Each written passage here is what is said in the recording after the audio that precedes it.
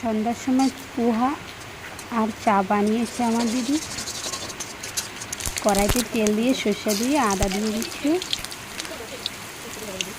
এখন পেঁয়াজ দিচ্ছে, লঙ্কা কুচি, কারি পাতা,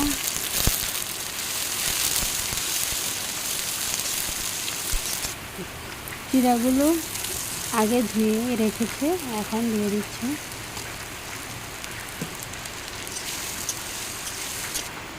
হলুদ গুঁড়ো,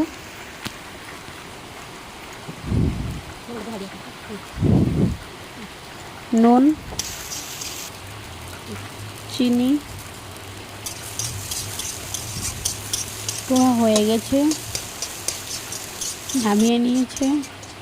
গরম গরম চার সাথে পোহা খেতে দারুণ লাগে।